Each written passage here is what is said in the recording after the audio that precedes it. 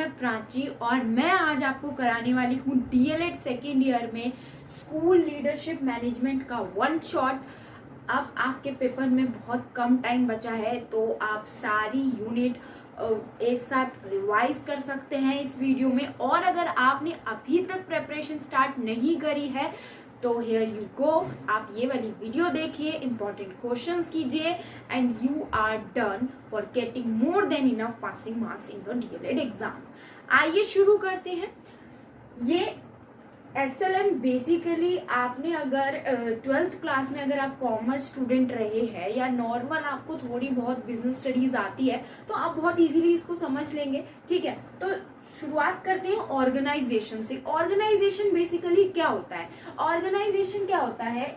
एक ऐसी एजेंसी, ठीक है, organisation is a agency which have common goal. ठीक है, वहाँ के जो लोग हैं, जो वर्कर्स हैं, स्टाफ है, हाई पोस्ट लो पोस्ट जितने भी लोग हैं, सबका गोल क्या होता है? कॉमन होता है और एक फ्रेमवर्क पर काम करती है, वो ऑर्गेनाइजेशन होती है। ठीक है, ऑर्गेनाइजेशन के कुछ फीचर्स हैं। सबसे पहले तो ऑर्गेनाइजेशन क्या होती है? सिंपल होती है। ठीक है, बहुत ज्यादा कॉम्प्लेक्स नहीं होती है, फ्लेक्सिबल होती है, बहुत ज्यादा रिजिड नहीं होती है कि रूल्स एंड रेगुलेशन बिल्कुल अडेप्ट करना होगा। ऑर्गेनाइजेशन क्या है? ठीक है, और ऑब्जेक्टिविटी, एक ऑब्जेक्टिव पर काम कर रही है, एक डायरेक्शन की तरफ जा रही है। ठीक है, डायरेक्शन होती है एक ऑर्गेनाइजेशन में, एक उद्देश्य से काम करे, एक ऑब्जेक्टिव से काम करे वो एजेंसी, वो क्या होती है? आपकी ऑर्गेनाइजेशन हो सकती है, कोई भी ऑर्गेनाइजेशन हो सकती है। ठीक है, अब हम पढ़ते हैं इंस्टीट्यूट के बारे में। इंस्टीट्यूशन क्या होता है? इंस्टीट्यूशन में एक ऐसी एजेंसी होती है जहाँ पे प्रॉपर फॉर्मेट रूल का होता है, एक सिस्टमेटिक वे होता है। ठीक है, फॉर्मल सेटिंग होती है और रूल्स भी वहाँ पे लाई डाउन किए जाते हैं। ठीक है, तो एजेंसी वो जहाँ पे रूल्स और रेगुलेशन हो, वो क्या होता है? आपका इंस्टीट्यूशन होता है। आपको एक सिस्टमेटिक मैनर में वर्कर, स्टाफ, लो पोस्ट, हाई पोस्ट, हर अथॉरिटी को फॉलो करना पड़ता है, वो क्या है? आपका इंस्टीट्यूशन होता है। अब इंस्टीट्यूशन के कुछ फीचर्स हैं। यूनिवर्सल, कि इंस्टीट्यूशन क्या है? यूनिवर्सल होता है, रेगुलेशंस होती है इसमें और नीड्स को सेटिस्फाई करता है। बनाया ही इंस्टीट्यूशन का फॉर्मेशन ही इसलिए होता है कि जो नीड्स रिक्वायर्ड है, ठीक है, वो पूरी हो सके। अब आते हैं लर्निंग ऑर्गेनाइजेशन पे। लर्निंग ऑर्गेनाइजेशन का सबसे अच्छा एग्जांपल है स्कूल, जहाँ पे आप पढ़ते हो। ठीक है, वो भी एक ऑर्गेनाइजेशन है। ठीक है, वो आपकी लर्निंग ऑर्गेनाइजेशन है जो पढ़ाई के लिए की जाती है। स्कूल्स हो गए, कॉलेजेस हो गए, आप कोई भी इंस्टीट्यूट जा रहे हैं, वो सब क्या है? आपकी लर्निंग ऑर्गेनाइजेशन है या लर्निंग इंस्टीट्यूट है। ठीक है, इसमें क्या होता है? सिस्टमैटिक थिंकिंग होती है, सिस्टमैटिक वे में काम होता है, पर्सनल मास्टरी पर काम करते हैं। इसमें क्या है कि आप कुछ चीज पढ़ रहे हो तो पर्सनल डेवलपमेंट होता है इसमें। ठीक है, उसके बाद मेंटल मॉडल, मेंटली आप प्रिपेयर होते हो। ठीक है, और टीम लर्निंग। लर्निंग ऑर्गेनाइजेशन एक ऐसी ऑर्गेनाइजेशन है जहाँ पे इंडिविजुअल नहीं पढ़ता है, जहाँ पे टीम लर्निंग के बहुत ज्यादा चांसेस होते हैं और बेसिकली टीम में ही लर्निंग होती है। तो लर्निंग ऑर्गेनाइजेशन ही होती है। अब इसी यूनिट में आपका बहुत इंपॉर्टेंट है 4 T's ऑफ ऑर्गेनाइजेशन। किसी भी ऑर्गेनाइजेशन के लिए 4 T कहते हैं, 4 पिलर्स। तो आप ये समझ सकते हैं उसको। ट्रस्ट यानी विश्वास का होना बहुत ज्यादा जरूरी है within an organisation. Time, ठीक है, और टेक्नोलॉजी। रैपिड चेंज हो रहा है क्योंकि अब हमारी टेक्नोलॉजी में अब मैनुअल चीजें बहुत कम हो गई हैं, सब टेक्नोलॉजी से ही काम होता है, तो टेक्नोलॉजी जरूरी है। उसके बाद थिंकिंग टुगेदर, टीम वर्क इसमें आता है, टीम लर्निंग इसमें आती है, थिंकिंग टुगेदर। अब हम समझते हैं स्कूल मैनेजमेंट। जैसा आपने पढ़ा, स्कूल क्या है? एक लर्निंग ऑर्गेनाइजेशन है। ठीक है, स्कूल जो है अपना फॉलो करता है पैटर्न को। ठीक है, स्कूल एक फॉर्मल सेटिंग है, ऑर्गेनाइजेशन है। तो स्कूल मैनेजमेंट की डिफाइन क्या है? School management is the process of planning, organising, controlling the activities of schools. जो एक्टिविटीज होती है स्कूल्स में, स्कूल का काम सिर्फ आपको पढ़ाना ही नहीं है, बहुत सारे काम होते हैं जो स्कूल करता है। आपका रिकॉर्ड मेंटेनेंस करता है, इवैल्यूएशन करता है आपके परफॉर्मेंस की। ठीक है, एंड मेनी मोर थिंग्स। ठीक है, तो स्कूल क्या है? बहुत ज्यादा रोल प्ले करता है आपके लाइफ में। ठीक है, तो उसका मैनेजमेंट होना बहुत जरूरी है। तो स्कूल मैनेजमेंट का प्रोसेस होता है पूरा प्रोसेस फॉलो होता है, ठीक है। अब ऑब्जेक्टिव क्या है कि हमें स्कूल मैनेजमेंट क्यों जरूरी है। सबसे पहले तो क्वालिटी एजुकेशन। अगर स्कूल ही सिस्टमैटिक नहीं है, स्कूल में ही मैनेजमेंट जीरो है, तो क्या है, एजुकेशन अच्छी नहीं होगी। यूटिलाइजेशन ऑफ रिसोर्सेज, ठीक है, जो रिसोर्सेज का यूटिलाइज होना चाहिए with in the school and outside the school, वो नहीं हो पाता है, ठीक है। और सोशल रिस्पॉन्सिबिलिटी, स्कूल की एक सोशल रिस्पॉन्सिबिलिटी है कि वो स्कूल को, एक स्कूल कैसे चले, एक मैनेजमेंट के साथ चले, ठीक है। और बच्चों में क्या डेवलप करता है, सिविक सेंस डेवलप करता है, कौन, स्कूल, ठीक है। स्कूल में ही बच्चों को क्या सिखाया जाता है, डिसिप्लिन सिखाया जाता है, जिससे उनका सिविक सेंस जो है डेवलप होता है। उसके बाद परफॉर्मेंस इवैल्यूएशन। अब स्कूल को मैनेज करने का क्या रीजन है, क्या ऑब्जेक्टिव है कि बच्चे की जो परफॉर्मेंस है over a specific period of time वो हम रिकॉर्ड कर सके, ठीक है, मेंटेन कर सके, तो वो क्या है आपका ऑब्जेक्टिव है स्कूल मैनेजमेंट का। उसके बाद प्रोवाइडिंग डायरेक्शन। डायरेक्शन कौन प्रोवाइड करता है हमें, it is school who provides us direction, ठीक है। तो हमें डायरेक्शन प्रोवाइड करने का काम कौन करता है, स्कूल करता है। तो स्कूल का मैनेजमेंट का ऑब्जेक्टिव भी है कि डायरेक्शन वो प्रोवाइड करे। अब हम पढ़ते हैं हेनरी फियोल के कुछ प्रिंसिपल्स ऑफ मैनेजमेंट, जो कि बहुत इंपॉर्टेंट है, आपके पेपर में आ सकते हैं। सबसे पहला है डिवीजन ऑफ वर्क।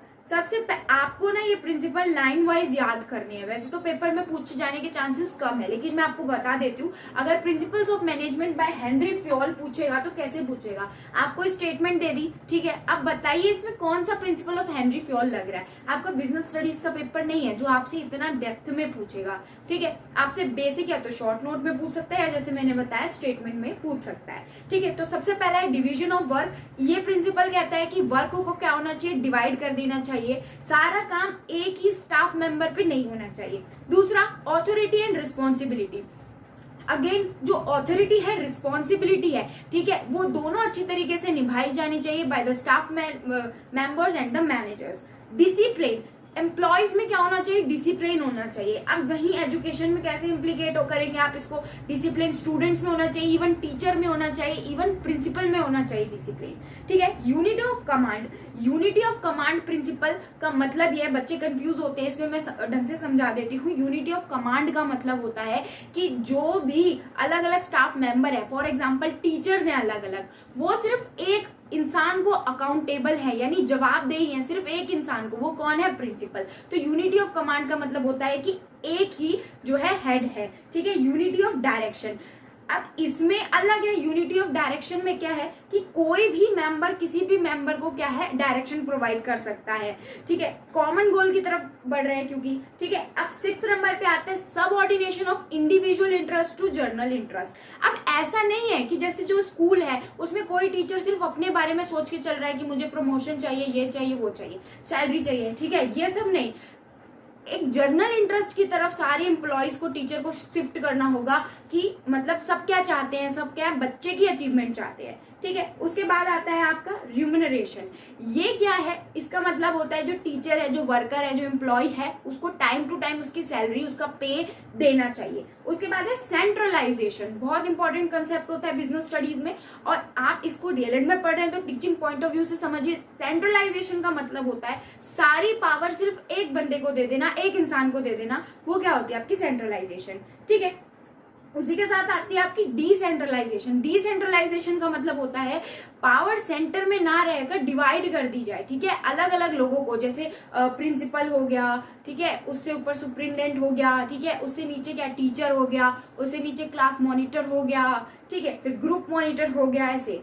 उसके बाद स्केलर चेन। स्केलर चेन क्या होता है कि एक चेन में, एक लाइन ऑफ प्रोसेस में जो है सारे टीचर और स्टाफ रहे, ठीक है। ऑर्डर क्या होता है, ऑर्डर होता है वही कि सिक्वेंशियल वे में चलना चाहिए। इक्विटी, इक्विटी बेसिकली क्या होता है कि रिस्पेक्ट और फेयरनेस होनी चाहिए। ये नहीं कि टीचर जो है, टीचर को प्रिंसिपल कुछ भी बोल रही है या टीचर प्रिंसिपल को कुछ भी बोल रही है, एक लिंक ऑफ रिस्पेक्ट होना चाहिए। उसके बाद stability of tenure of personnel. Initiative, अब इनिशिएटिव का मतलब है कि हर एम्प्लॉय को, हर स्टाफ को क्या है, इनिशिएट लेना होगा। एस्पिरिट डी कॉप्स, अब इसका मतलब क्या है, इसका मतलब होता है यूनिटी अमंग द जितने भी मेंबर्स है, ठीक है। तो ये 14 जो है आपके प्रिंसिपल्स थे हेनरी फ्योल के, पेपर में एग्जैक्टली नहीं पूछे जाएंगे, लेकिन अगर स्टेटमेंट में आ जाते हैं या एमसीक्यू में 1 मार्कर में बन सकते हैं, तो आप जो है, जो मैंने आपको जितना समझाया, अगर आपको समझ में नहीं आया आप वीडियो को बैक करके देख लीजिए, सारे जो है मैंने आपको समझा दिए हैं प्रिंसिपल्स हिंदी में, छोटा छोटा मतलब आप समझ लीजिए, आपको बड़े बड़े पैराग्राफ याद करने की जरूरत है। टोटल क्वालिटी मैनेजमेंट TQM, ये भी इंपॉर्टेंट पार्ट है इस यूनिट का, ठीक है। तो टोटल क्वालिटी मैनेजमेंट क्या होता है, देखिए कोई भी काम हो रहा है, कोई भी एक ऑर्गेनाइजेशन है, वहां पे काम हो रहा है, तो एक क्वालिटी ऑफ वर्क होता है, ठीक है। क्वालिटी मैनेजमेंट, उस क्वालिटी को मैनेज करना भी किसका काम होता है, ऑर्गेनाइजेशन का काम होता है, ठीक है। Art of managing the whole to achieve excellence, पूरा काम, सारी activities within an organisation, उनकी क्वालिटी को मेंटेन करना, ठीक है, उनको मेजर करना, उनको मैनेजमेंट करना उनका बहुत नेसेसरी होता है, किसके लिए, किसी भी ऑर्गेनाइजेशन के लिए। तो टोटल क्वालिटी मैनेजमेंट क्या होता है, art of managing all activities to achieve the excellence. अब इसके कुछ फीचर्स हैं, एजुकेशन में क्या इसके फीचर्स होंगे, चाइल्ड सेंटर्ड, अगर क्वालिटी मैनेजमेंट होती है, अगर टीचर के पढ़ाने की क्वालिटी, बच्चों के पढ़ने की क्वालिटी अच्छी होती है, तो एजुकेशन बहुत ज्यादा इफेक्टिव होती है, चाइल्ड सेंटर्ड होती है, सेटिस्फेक्शन मिलता है, जो डाउट्स है, क्वेश्चंस है, कंटिन्यूएशन, और ये कॉन्टिन्यूअस प्रोसेस होता है। अब टोटल क्वालिटी मैनेज करना बहुत आसान बात नहीं है, ठीक है, पूरी ऑर्गेनाइजेशन की सारी एक्टिविटीज को ऑपरेट करना आसान बात नहीं है, उसमें क्या है, चैलेंजेस आते हैं, ठीक है। वो चैलेंजेस क्या हो सकते हैं, लीडरशिप स्टाइल, ये भी आप आगे जाके पढ़ोगे, ऑटोक्रेटिक, डेमोक्रेटिक, बहुत सारे टाइप्स होते हैं लीडरशिप के, ठीक है, वो रिक्वायर होता है। कई बार लीडरशिप स्टाइल अच्छा नहीं है, इस वजह से क्वालिटी मैनेजमेंट नहीं हो पाती है या क्वालिटी खराब होती है, प्रोफेशनलिज्म नहीं होता है, तो ये सब होता है। कम्युनिकेशन बैरियर, ये भी आप आगे जाके पढ़ोगे, psychological barrier, organisational barrier, technical jargons, ठीक है। तो कम्युनिकेशन सही तरीके से नहीं हो पा रहा है, इस वजह से भी क्या हो सकता है, TQM टोटल क्वालिटी मैनेजमेंट में एक बाधा बन सकती है। टीम वर्क बहुत इंपॉर्टेंट है, टीम वर्क एक मेन आप पॉइंट रख के चलोगे कि हर कंसेप्ट में डाल सकते हो, टीम वर्क नहीं है तो हो सकता है इसलिए हो। अब चैलेंजेस को ओवरकम कैसे करना है, सबसे पहले तो quality inspection, time to time आप क्वालिटी को इंस्पेक्शन करोगे, जांच पड़ताल करोगे, क्वालिटी इंप्रूवमेंट, क्वालिटी को एज पर चेंजेस रिक्वायर्ड, ठीक है, ऐसे ही नहीं आपको चेंज करने हैं, रिक्वायर्ड चेंजेस अगर है तो आप इंप्रूव करोगे, चेंज करोगे। क्वालिटी अश्योरेंस, उसके बाद आपका brainstorming, innovative ideas, creative thinking, ये सब इसमें इन्वॉल्व होता है। फिफ्थ पॉइंट, आप ये फिर से वही कि टीम वर्क को प्रमोट करोगे तो भी क्या है, आपके TQM के चैलेंजेस आते हैं इसी यूनिट में। यहाँ पे आपके कुछ बोर्ड्स है, ठीक है, उनके बारे में आपको लिखना है, पेपर में पूछा जा सकता है, आपके सिलेबस में है ये टॉपिक्स। सबसे पहले आता है NCERT, आपने अब तक बहुत सुना होगा इसके बारे में। इसकी फुल फॉर्म होती है national council of research and education training. ये 1961 में फॉर्म हुई थी। इसके कुछ फंक्शंस हैं जो पूछे जा सकते हैं, इंपॉर्टेंट है, ठीक है। सबसे पहला तो रिसर्च, NCERT का काम क्या है, रिसर्च करना for better improvement of child learning, ठीक है। फिर डेवलपमेंट इसका मेन एम है। उसके बाद in service and pre service training important है। जो टीचर्स होते हैं, ठीक है, जो आपने टीचर्स देखे होंगे, वो जो टीचर्स की इन सर्विस, अगर वो टीचर लगे हुए भी है, पोस्टेड एज अ टीचर, तो भी नए चेंजेस के साथ उनको अडेप्ट करवाने के लिए टीचर्स को ट्रेन किया जाता है, चाहे वो सर्विस में हो या वो सर्विस में नहीं है। प्री सर्विस ट्रेनिंग, उनका जब ज्वाइनिंग लेटर मिलता है उन्हें, तो उनकी ट्रेनिंग सेशन होता है, ट्रेनिंग होती है उनकी, ठीक है। तो NCERT का फंक्शन वो होता है। उसके बाद टेक्स्ट बुक मटेरियल, आपने देखा होगा NCERT की बुक्स बहुत ऑथेंटिक होती है, उससे बहुत सारे क्वेश्चंस बनते हैं CTET में भी, ठीक है। तो टेक्स्ट बुक प्रोवाइड करना किसका काम है, NCERT का। एक्सटेंशन एंड डिसेमिनेशन, ये भी किसका रोल है। एक्सटेंशन मीन्स किसी भी वर्क को बढ़ाना, डिसेमिनेशन उसको कम करना, किसका काम होता है, आपका NCERT का काम होता है। अब आते हैं SCERT, जिसके अंडर आप सब अभी हैं, DLED सेकेंड ईयर में आप पढ़ रहे हैं इसको, तो आप किसके अंडर है, SCERT के अंदर है, state council of education and research training. क्योंकि आप इसी के अंडर पढ़ रहे हैं तो इसके चांसेस ज्यादा हैं आपसे पूछे जाने के। अब इसकी फॉर्मेशन हुई थी 1986 में, नेशनल एजुकेशन पॉलिसी के बाद, ठीक है। आपको पता है 3 नेशनल एजुकेशन पॉलिसी अब तक आ चुकी है, ठीक है। तो आपका क्या है, 1986 वाली एजुकेशन पॉलिसी के बाद जो है SCERT का फॉर्मेशन हुआ था, ठीक है। ये किसके लिए, बेसिकली टीचर्स के पॉइंट ऑफ व्यू से बनाया जाता है। इसके फंक्शंस क्या है, फंक्शंस ही पूछेंगे वैसे तो आपसे पेपर में, बट समझ लीजिए, ठीक है। सबसे पहला तो ट्रेनिंग, ट्रेनिंग टीचर्स को ट्रेनिंग प्रोवाइड, आप एक DElEd diploma in elementary education पढ़ रहे हैं तो आप भी तो एक ट्रेनिंग सेशन में है, आप ट्रेन हो रहे हैं, ठीक है। अभी क्या है, तो ट्रेनिंग ये प्रोवाइड करता है, करिकुलम ये बनाता है, क्वालिटी ऑफ टीचर्स, टीचर्स की जो क्वालिटी है, फ्यूचर टीचर्स की क्वालिटी है, उसको इंक्रीज करने का काम कौन करता है, आपका एससीईआरटी। उसके अलावा यूनिवर्सलाइजेशन ऑफ एलिमेंट्री एजुकेशन बहुत इंपॉर्टेंट है, एलिमेंट्री एजुकेशन पर ज्यादा फोकस डालने के लिए इसको आगे देखते हैं। सबसे पहले सिमेट, ठीक है, इसकी फुल फॉर्म होती है state institute of education management and training, ठीक है। ये बनाया गया है सर्व शिक्षा अभियान से अलग, सेपरेट करके बनाया गया, लेकिन इसके बेसिक गोल्स और एम्स वही हैं जो सर्व शिक्षा अभियान के थे। उसका बेसिक गोल है यूनिवर्सलाइजेशन ऑफ एलिमेंट्री एजुकेशन, ठीक है। तो इसका फंक्शंस क्या क्या होते हैं समझ लेते हैं। वीक एरियाज पर काम करना और वीक एरियाज को इम्प्रूव करना, ठीक है। ये चारों जो मैंने आपको बताया, एनसीईआरटी, एससीईआरटी, सिमेट और डाइट, इनमें से कोई एक या दो पर शॉर्ट नोट पूछ ले उसके चांसेस हैं, ठीक है। आगे पढ़ते हैं हम। वीक एरियाज पर इंप्रूवमेंट करना, डिसेंट्रलाइजेशन, क्योंकि सर्व शिक्षा अभियान से अलग ही बनाया गया है तो अथॉरिटी और पावर्स को डिसेंट्रलाइज करने के लिए ये बनाया गया है। उसके बाद परवेसिव, परवेसिव का मतलब होता है वर्क एट ऑल लेवल, हर एक लेवल पर काम करता है, ठीक है। उसके बाद funding and support, financial support और फंड्स प्रोवाइड करता है। अब आते हैं डाइट पे, जिसके अंडर अभी भी आप सभी हैं, ठीक है। इसकी फुल फॉर्म होती है डिस्ट्रिक्ट इंस्टीट्यूट ऑफ ट्रेनिंग। ये भी आपका एससीईआरटी की तरह 1986 नेशनल एजुकेशन पॉलिसी आने के बाद बनाया गया है। अब इसके फंक्शंस और रोल बहुत इंपॉर्टेंट है। पहला तो स्किल्ड वर्क फोर्स तैयार करता है। अब आप एज ए टीचर पढ़ रहे हैं तो आप भी एक वर्क फोर्स हैं, ठीक है। एक स्किल्ड वर्कफोर्स को तैयार करना डाइट का काम होता है।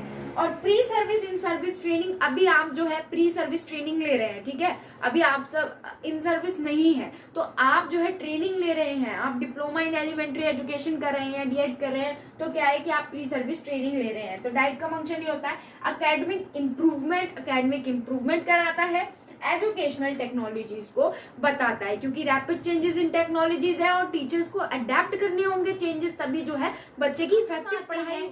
इसी यूनिट में आपके कुछ डिपार्टमेंट्स हैं, उसके बारे में हम पढ़ते हैं। सबसे पहला तो है म्युनिसिपल कॉर्पोरेशन डिपार्टमेंट, ठीक है, एमसीडी, ठीक है। ये कब बना था, 7 अप्रैल 1958 में बना था ये, ठीक है। और बेसिकली इस में से आपको शॉर्ट नोट पूछे जा सकते हैं, 1 मार्क पूछे जा सकते हैं, तो डेट आप याद रखें वो बेटर है, ठीक है। अब ये एक्ट ऑफ पार्लियामेंट से बना है, 74th अमेंडमेंट आई थी कॉन्स्टिट्यूशन में, उसके बाद जो है म्युनिसिपल कॉर्पोरेशन डिपार्टमेंट को जो है एक लेवल मिला, ठीक है। टोटल एमसीडी में आपके 12 जोन्स हैं, 268 वार्ड्स है, ये भी एमसीक्यू के लिए जरूरी है, ठीक है। एमसीडी में 12 जोन्स हैं और 268 वार्ड्स है, आपको याद रखना जरूरी है। अब एमसीडी का, म्युनिसिपल कॉर्पोरेशन का क्या रोल है, सबसे पहला तो क्या है कि एक स्ट्रक्चर प्रोवाइड करवाता है ये, ठीक है, स्ट्रक्चर ऑफ गवर्नमेंट है। उसके बाद आपका एजुकेशनल में बहुत ज्यादा रोल होता है एमसीडी में, ठीक है। उसके बाद पब्लिक वेलफेयर का ये काम करते हैं, अलग अलग डिस्ट्रिक्ट में जाके जो भी पब्लिक की जैसे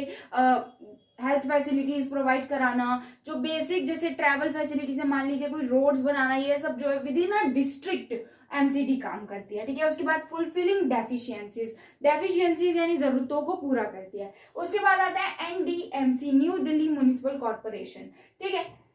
अब इसमें क्या है, आपका 25 मार्च 1913 को ये जो है बनी थी, ठीक है। 28 टोटल डिपार्टमेंट है। ये क्या काम करती है, लाडली स्कीम आपने सुना होगा, गर्ल्स के लिए स्कीम होती है, ठीक है।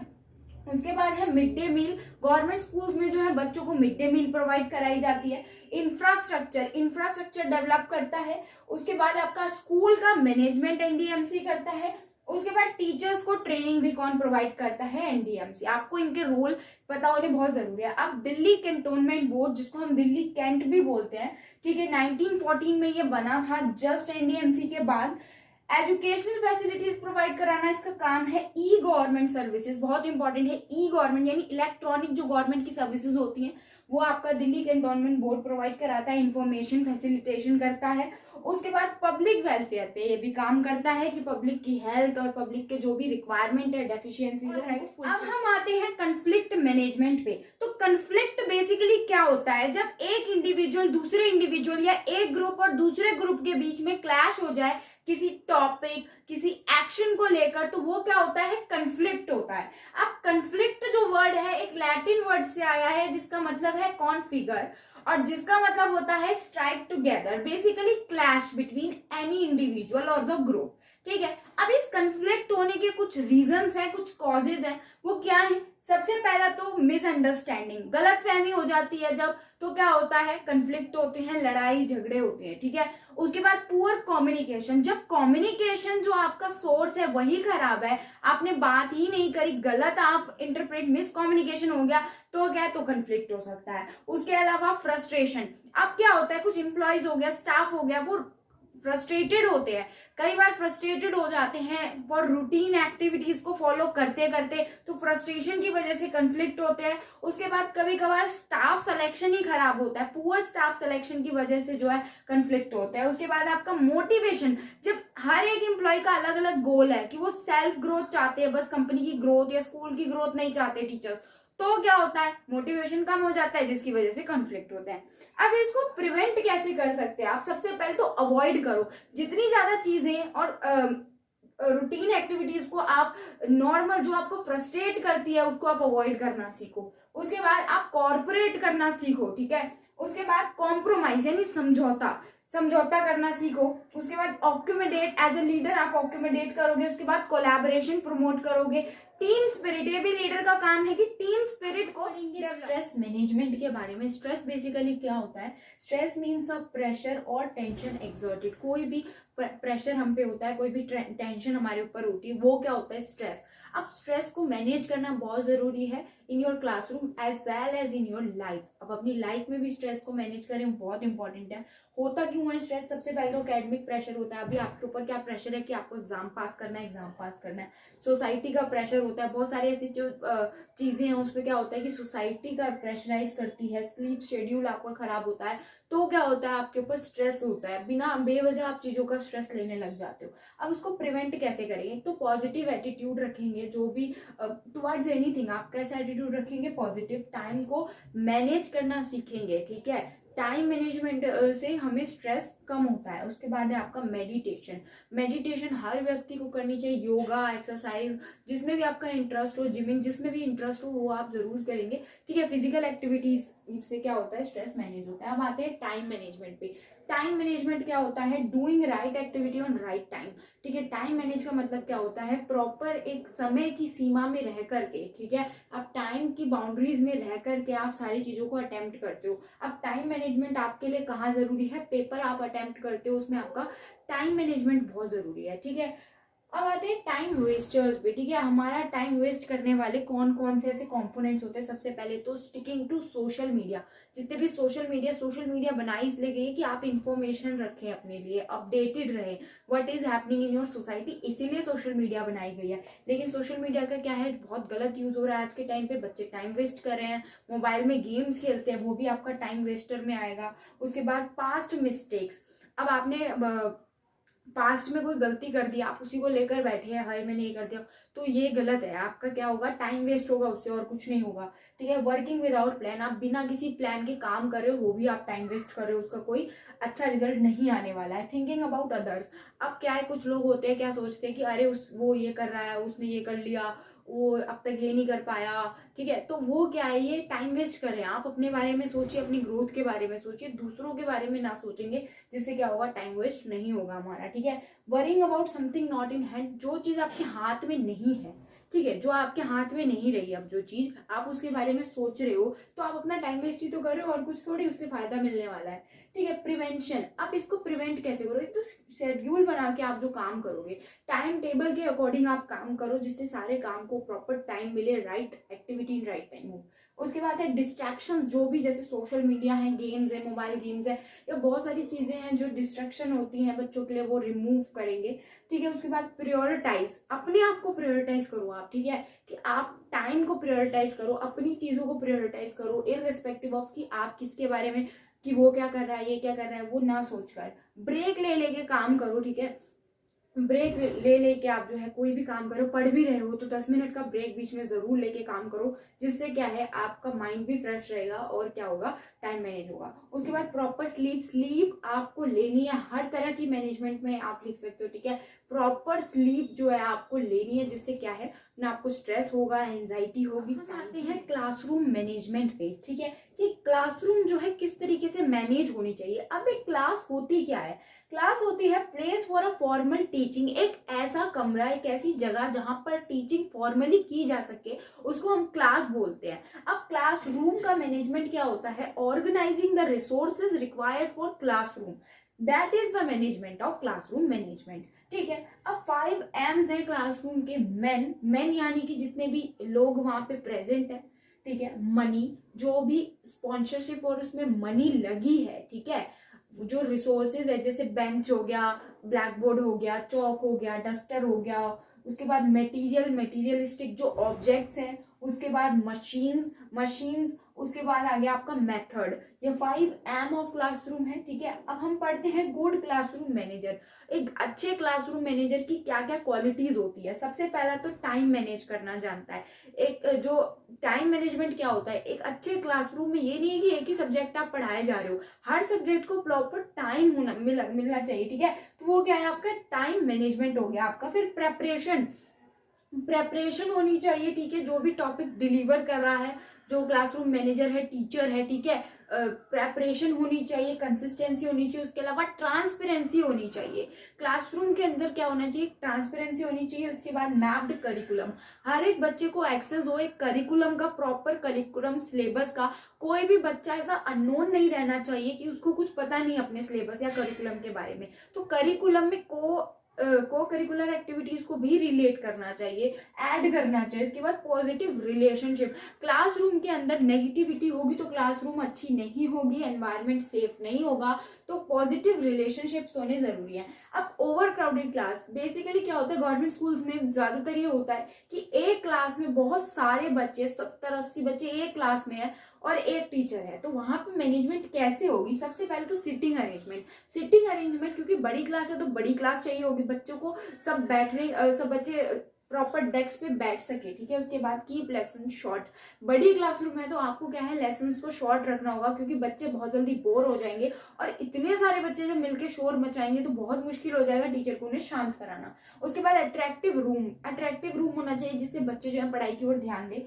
क्लास मॉनिटर्स अपॉइंट करने चाहिए, ठीक है, जिससे क्या है कि सारा बर्डन टीचर पर ना हो। उसके बाद आता है आपका रिटर्न एजेंडा, क्लास के कुछ प्रॉपर रूल्स और गाइडेंस, रिटर्न एजेंडा होना चाहिए। और इसमें और क्या हो सकता है कि बच्चों को जो है बिजी रखना चाहिए जब क्राउडेड क्लास है तो, नहीं तो क्या है वो मिलकर शोर मचाने लग जाएंगे, उन्हें मैनेज करना बहुत। डिसिप्लिन मैनेजमेंट पे, तो डिसिप्लिन बेसिकली क्या होता है, एक वर्ड से आया है डिसी प्लस, ठीक है, जिसका मतलब होता है टू ओबे, किसी की भी बात को मानना, ओबे करना होता है, मतलब किसी की भी आज्ञा का पालन करना बेसिकली, ठीक है। और डिसिप्लिन मैनेजमेंट क्या एक प्रोसेस होता है, वो क्या होता है कि ट्रेनिंग ऑफ कंसीडरिंग एक्शन, जो एक्शन बच्चा करता है विद इन एन क्लासरूम, ठीक है, उसको ट्रेन करना टू एक्ट सोशली, ठीक है, उसका बिहेवियर को चेंज करना। डिसिप्लिन जो होता है बच्चे स्कूल में सीखते हैं, और स्कूल ही एक ऐसा सोर्स माना जाता है जो बच्चों के डिसिप्लिन को नरिश करता है। अब इसके कुछ कॉजेज हैं कि जब बच्चा डिसिप्लिन में नहीं होता तो क्या कॉजेज है। सबसे पहले तो एनवायरमेंट फैक्टर्स हो सकते हैं, ठीक है, कि कई बार हो सकता है बच्चे का एनवायरमेंट ही ऐसा है जो इनडिसिप्लिन फॉलो करता है। इसमें स्कूल एनवायरमेंट भी आ सकता है, पर्सनल एनवायरमेंट भी आ सकता है। अब आता है फैमिली, वही कि अगर फैमिली में ही इनडिसिप्लिन है, फैमिली ही उन्हें बच्चे को डिसिप्लिन नहीं सिखा रही है, तो कितनी भी कोशिश कर ली जाए बच्चा डिसिप्लिन में नहीं रहेगा। उसके बाद है influence of teacher and exam, ठीक है। इन्फ्लुएंस ऑफ टीचर का मतलब है कि टीचर ही खुद टाइम पे नहीं है, टीचर खुद ही डिसिप्लिन में नहीं है, तो बच्चा तो होगा ही नहीं। अब डिफेक्ट इन एग्जामिनेशन भी इसका एक रीजन हो सकता है कि बच्चा डिसिप्लिन में नहीं है। अब आता है आपका बिहेवियर मैनेजमेंट। बिहेवियर क्या होता है, एक ऐसा व्यवहार, बिहेवियर क्या होता है, व्यवहार होता है जो हम एक सोसाइटी में रहकर करते हैं।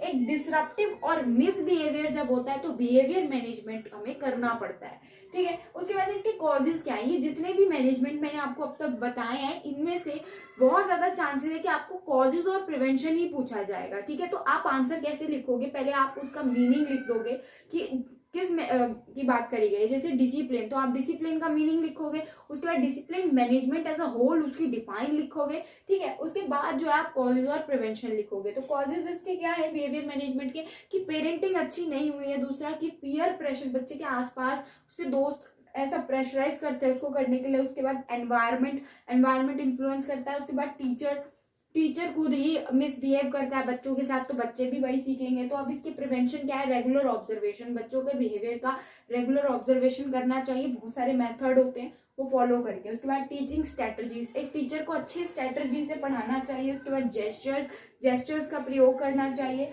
मैगजीम्स, टीचिंग के कुछ मैगजीन्स हैं जिसको फॉलो करके टीचर को पढ़ाना चाहिए। उसके बाद teacher as a role model, इसमें भी वही है कि टीचर एक रोल मॉडल, एक टीचर आइडियल होता है कि बच्चे भी वही करते हैं जो टीचर करता है। तो एक टीचर को क्या होना चाहिए, आइडियल होना चाहिए, रोल मॉडल होना चाहिए। कुछ प्रोफेशनल एथिक्स फॉर टीचर, ये आपसे पेपर में पूछा जा सकता है। As a teacher professionally ethics क्या होते हैं टीचर के, ठीक है। सबसे पहला तो बीइंग विद स्टूडेंट के साथ चलना है। ये नहीं कि आप अपने ही सिलेबस के अकॉर्डिंग चलाए जा रहे हो, सिलेबस पूरा करा दिया, खींच दिया, बस बच्चों को कुछ समझ आए ना आए टीचर को मतलब नहीं है, ऐसा नहीं होना चाहिए, ठीक है। स्टूडेंट्स के साथ चलना चाहिए, ठीक है। टीचर एक फैसिलिटेटर होता है, ठीक है, जो रास्ता दिखाता है बच्चों को। उसके बाद है कमिटमेंट टुवर्ड प्रोफेशन।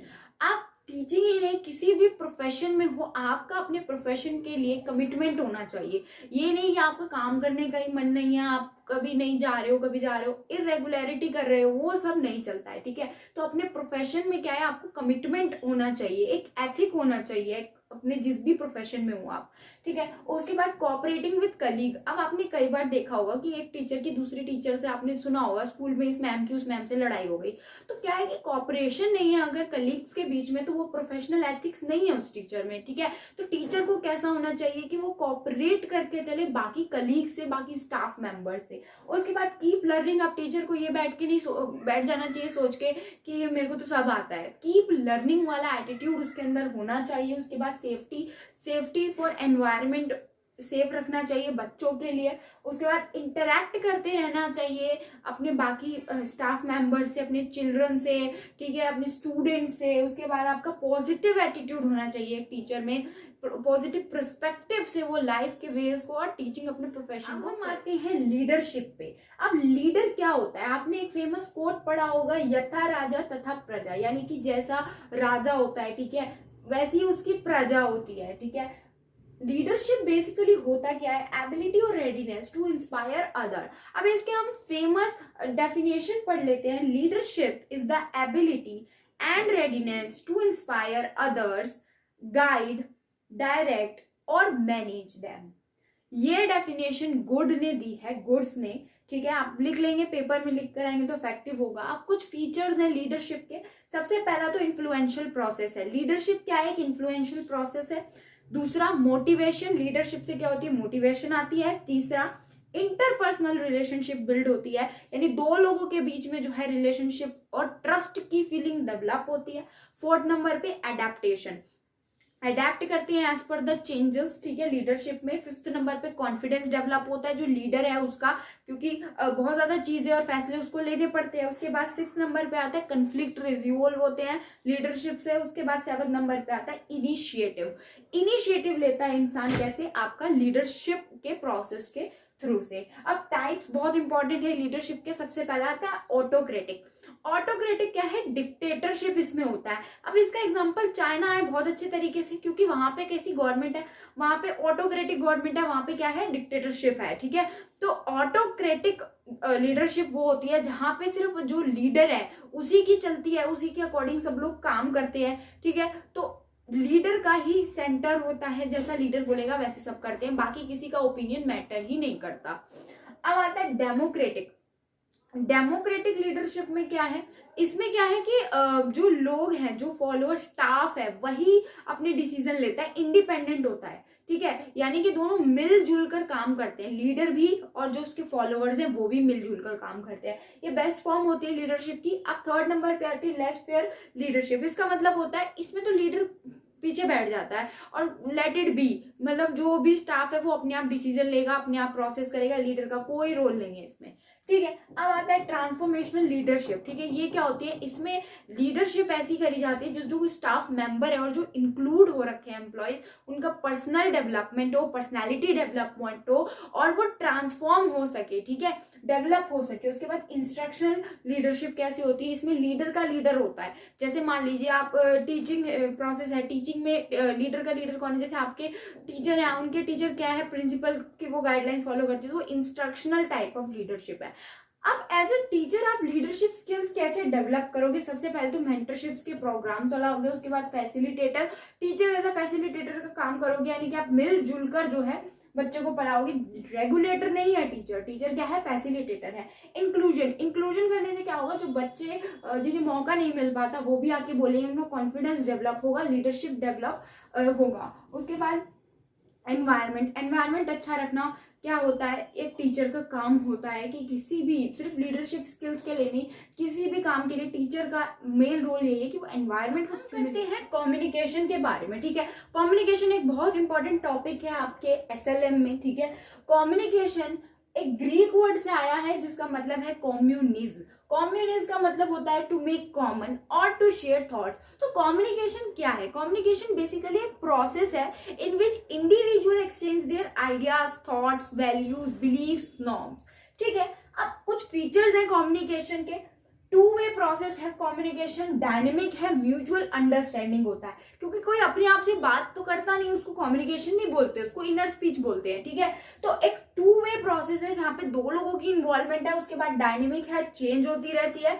उसके अलावा म्यूचुअल अंडरस्टैंडिंग, अब मैं आपसे कम्युनिकेट कर रही हूँ तो हमारे बीच में क्या है, एक म्यूचुअल अंडरस्टैंडिंग है कि हम एक दूसरे को, वर्ड्स को, लैंग्वेज को समझ रहे हैं। ठीक है, अब टाइप्स ऑफ कम्युनिकेशन होती है वर्बल में क्या होता है, जैसे जो अभी हो रहा है, हम आप बात कर रहे हैं, ठीक है, तो बेसिकली क्या है, तो ये वर्बल कम्युनिकेशन है। लेकिन जो हम बात कर रहे हैं ये वन वे कम्युनिकेशन है, आप सुन रहे हैं और मैं बोल रही हूँ, ठीक है, ये वन वे कम्युनिकेशन है।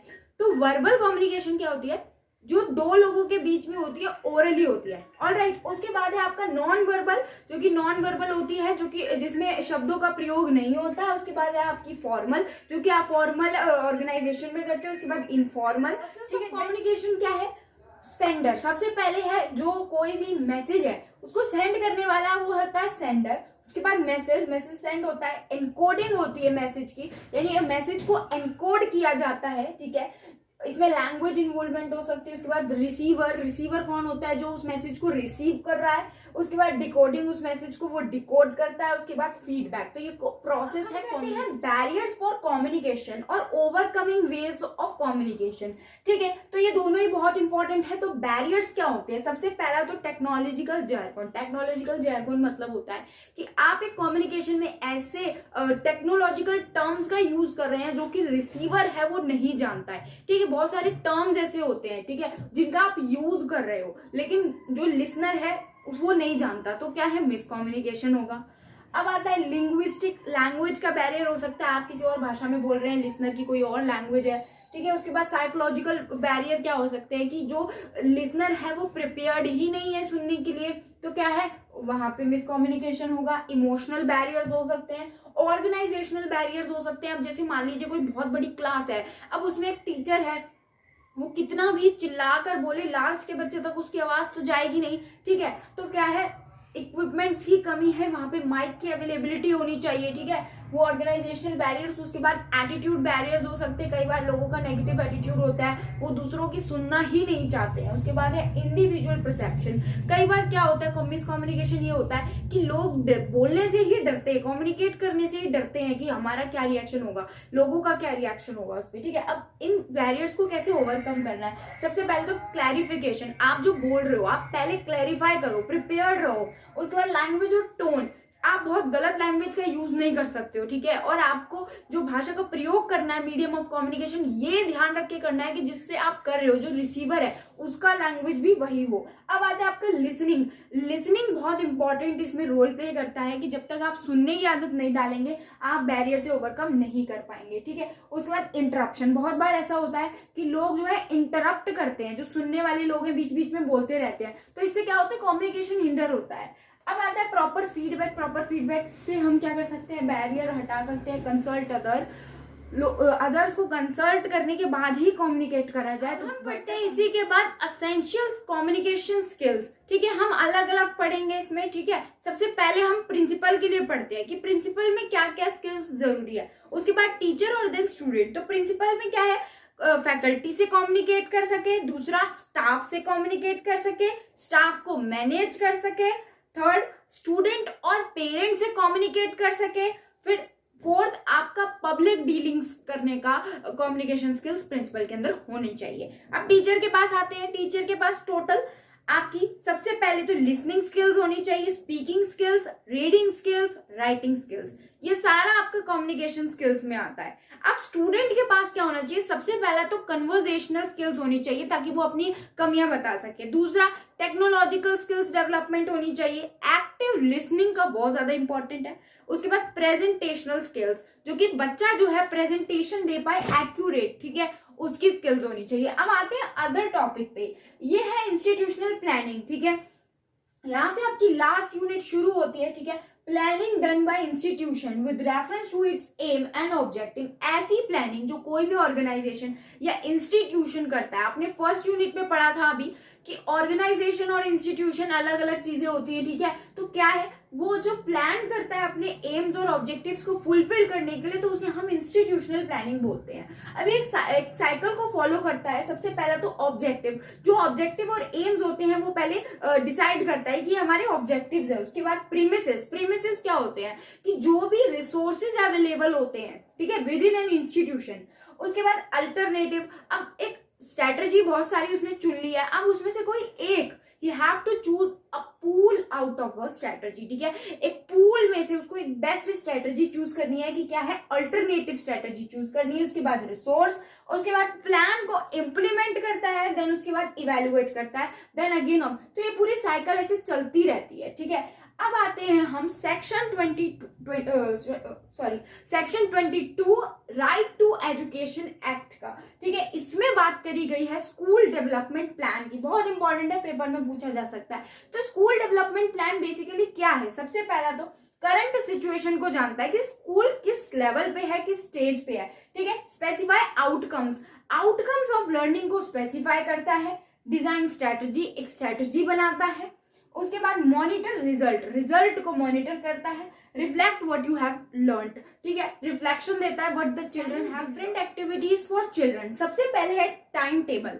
ठीक है, टाइम टेबल बहुत इंपॉर्टेंट होता है किसी भी स्कूल में, ऑर्गेनाइजेशन में, इंस्टीट्यूट में। ठीक है, इससे क्या होता है, टाइम मैनेजमेंट होता है और इलास्टिसिटी इन लर्निंग आता है। Recreational opportunities, recreational opportunities basically क्या होती है कि बच्चे जो हैं एक स्टिक शेड्यूल से पक जाते हैं। मतलब क्या होता है कि पढ़ते रहेंगे, वो बहुत ज्यादा बोर हो जाते हैं। तो रिक्रिएशनल अपॉर्चुनिटी का मतलब होता है कि बच्चों के पास स्कोप है रिफ्रेश होने का, अपने माइंड को जो है फ्रेश करके फिर पढ़ने का। ठीक है, prevent waste of time, timetable से क्या होता है, वेस्ट ऑफ टाइम बचता है। अब हम आते हैं मॉर्निंग असेंबली। स्कूल में जब हम सुबह के टाइम प्रार्थना करते हैं उसको हम मॉर्निंग असेंबली बोलते हैं। इससे क्या होता है, फीलिंग ऑफ वननेस आती है। पैट्रियोटिज्म इन चाइल्ड, बच्चे के प्रति जो है, क्योंकि आपने देखा है मॉर्निंग असेंबली में बेसिकली आपका नेशनल सॉन्ग होते हैं, नेशन के रिलेटेड चीजें होती हैं। ठीक है, तो वो आपका पैट्रियोटिज्म डेवलप करती है बच्चे में, नेशनलिज्म आता है उसमें। उसके बाद गुड हैबिट फॉर्मेशन, बच्चे की हैबिट फॉर्मेशन गुड होती है, उससे अच्छी हैबिट्स डेवलप करता है बच्चा, मॉरल डेवलपमेंट होता है बच्चे का। ठीक है, अब हम आते हैं टूर्स पे। टूर जैसे पिकनिक पे गए होंगे आप कभी, तो इससे क्या होता है, लर्निंग बाय डूइंग अप्रोच है। उसके बाद आउटसाइड वर्ल्ड की नॉलेज मिलती है और एक्सप्लोर करने की अपॉर्चुनिटीज मिलती है। उसके बाद मोटिवेशन मिलता है और बच्चों के अंदर कॉपरेशन आता है। बच्चे क्या है, पिकनिक पे जाते हैं, साथ में एंजॉय करते हैं, बहुत ज्यादा उनकी फ्रेंडशिप बढ़ती है और क्या होता है, डीप में एक्सप्लोर करते हैं वो एनवायरनमेंट को और आउटसाइड वर्ल्ड को। ठीक है, अब स्पोर्ट्स एक्टिविटीज से हो सकता है, सबसे पहले तो फिजिकल डेवलपमेंट होता है। उसके बाद टीम स्पिरिट आती है बच्चों में जब वो फिजिकल एक्टिविटीज करते हैं, स्पोर्ट्स करते हैं कोई। ठीक है, साइकोमोटर डेवलपमेंट होती है। उसके बाद स्पोर्ट्समैनशिप डेवलप होती है। अदर एक्टिविटीज पे सबसे पहले है मिड डे मील। ये क्या होता है, बच्चे जो होते हैं उनको लंच के टाइम पे खाना प्रोवाइड किया जाता है। ठीक है, वो मिड डे मील की एक स्कीम है प्रॉपर। ठीक है, जो कि 1960 में के कॉमरे के सजेशन के बाद आई है, ठीक है। अब इसके फायदे क्या है, सबसे पहले तो नरिशमेंट मिलता है बच्चे को, दूसरा अटेंडेंस। पहले क्या होता था, बच्चे जो है स्कूल नहीं जाते थे, जब नई नई एजुकेशन स्टार्ट हुई थी इंडिया में इंडिपेंडेंस के बाद, तो बच्चे स्कूल नहीं जाते थे। तो बच्चों को जब खाना मिलने लगा तो बच्चों की अटेंडेंस बढ़ गई, रेट बढ़ गया उनका स्कूल अटेंड करने का, रिटेंशन बढ़ता है। और अब क्या होता है, इससे मल न्यूट्रिशन जो बच्चों में होता है वो कम होता है, वो रेट कम होता है, ठीक है। उसके बाद है आपका डेफिशिएंसीज को फुलफिल करता है। मिड डे मील जो है, जो बच्चे फाइनेंशियली अनस्टेबल हैं उनकी डेफिशिएंसीज को फुलफिल करता है और उन्हें न्यूट्रिशन और नरिशमेंट प्रोवाइड करता है। अब आते पेरेंट्स टीचर मीटिंग या पेरेंट्स टीचर एसोसिएशन भी इसको हम बोलते हैं। NEP 1986 में इसकी बात करी गई है। और ये क्यों जरूरी है, देखो सबसे पहले तो बच्चे की एकेडमिक परफॉर्मेंस के बारे में जानने के लिए जरूरी है, सोशल स्किल्स के बारे में जानने के लिए, बच्चे के अंदर जो कमियां है डेफिशिएंसी के बारे में, बच्चे की जो घर की जिंदगी है, चाइल्ड्स होम लाइफ, वो जानने के लिए, चांस फॉर इम्प्रूवमेंट के लिए चांस देता है पेरेंट्स टीचर एसोसिएशन, ठीक है। तो ये प्लानिंग ऑफ डिफरेंट एक्टिविटीज में बहुत ज्यादा चांसेस है कि आपसे शॉर्ट नोट में पूछा जाए, और शॉर्ट नोट में नहीं पूछा जाएगा तो ये जो है आपको क्वेश्चन पूछा जाएगा, ठीक है। इनमें से किसी एक या दो एक्टिविटीज आपको खुद लिखने के लिए बोल सकता है कि कोई दो एक्टिविटीज बताइए, तो आप वही एक्टिविटीज लिखेंगे जो आपको अच्छे से याद होगी और आप जिसके बारे में, मैनेजमेंट कमिटी SMC के बारे में, ठीक है। ये आपका सेक्शन 21 RT एक्ट के अंदर इसकी बात करी गई है। स्कूल को अच्छे तरीके से मैनेज करने के लिए एक कमेटी बनाई जाती है विद इन द स्कूल, जो कि स्कूल के फंक्शंस को मॉनिटर करती है। अब इस कमेटी के फंक्शंस क्या होते हैं, ठीक है, इसके फंक्शन जाने से पहले हम इसका कॉम्पोजिशन समझते हैं। इसमें SMC का ये रूल है कि इसमें 50% ऑफ वुमेन होने चाहिए।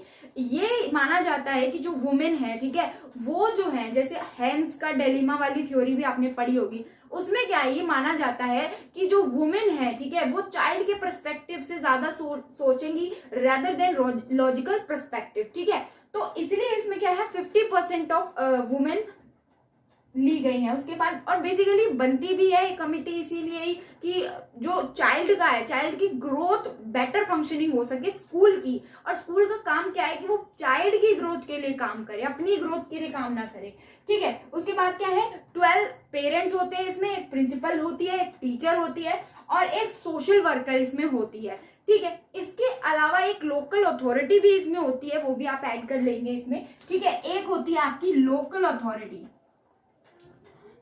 ये है पूरा कंपोजिशन आपका SMC मेंबर का। अब हम समझते हैं इसके फंक्शंस क्या है। सबसे पहला तो डेवलपमेंटल प्लान तैयार करती है, जो आपने पढ़ा है स्कूल डेवलपमेंट प्लान, वो कौन डेवलप करता है, आपका SMC करती है। उसके बाद लुक आफ्टर स्कूल, स्कूल को लुक आफ्टर करती है, स्कूल के फंक्शंस को मॉनिटर करती है, फाइनेंस मैनेजमेंट करती है, सुपरविजन देती है, स्कूल को कोई डिसीजन लेना है तो SMC मेंबर्स की मीटिंग भी बुलाई जाती है। उसके बाद है आपकी चाइल्ड की ग्रोथ को मॉनिटर करती है और रिकॉर्ड को इंफॉर्मेशन सिस्टम पे, ठीक है। स्कूल मैनेजमेंट इंफो सिस्टम क्या है, ये क्या है, आपका ऐसा सिस्टम है जो कि क्या मेंटेन करता है, डेटा रिकॉर्ड्स, जितने भी डेटा और रिकॉर्ड्स मेंटेन किए जाते हैं वो under school management information system के किए जाते हैं। अब इसके कुछ फंक्शन है। सबसे पहले तो इफेक्टिव मैनेजमेंट जो है वो इफेक्टिव हो, क्योंकि आप डेटा रखोगे तो मैनेजमेंट तो इफेक्टिव होगा। उसके बाद आता है डेटा स्टोर करना, इसका काम है, और जहां जरूरत पड़े वो डेटा प्रोवाइड करवाना इसका काम है। उसके बाद वर्क क्वालिटी को इम्प्रूव करता है। मिस्टेक डिटेक्शन, जहां जहां मिस्टेक हुई है रिकॉर्ड मेंटेनेंस में या स्कूल के अथॉरिटी की कोई मिस्टेक है अबाउट देयर डॉक्यूमेंट्स, ठीक है, और जितने भी चीजें हैं, ठीक है, वो आपका कौन करता है, स्कूल मैनेजमेंट इंफॉर्मेशन सिस्टम। उसके बाद कम्युनिकेशन भी एक इसका फंक्शन है, ठीक है, कम्युनिकेट करता है, इंटरप्रेट करता है। कम्युनिटी पार्टिसिपेशन पे सबसे पहले जो कम्युनिटी वर्ड है वो आपके दो वर्ड से बना है, ठीक है। कॉम जिसका मतलब होता है टुगेदर और म्यूनि इसका मतलब होता है टू सर्व। तो बेसिकली इसका मतलब है टू सर्व टुगेदर, ठीक है।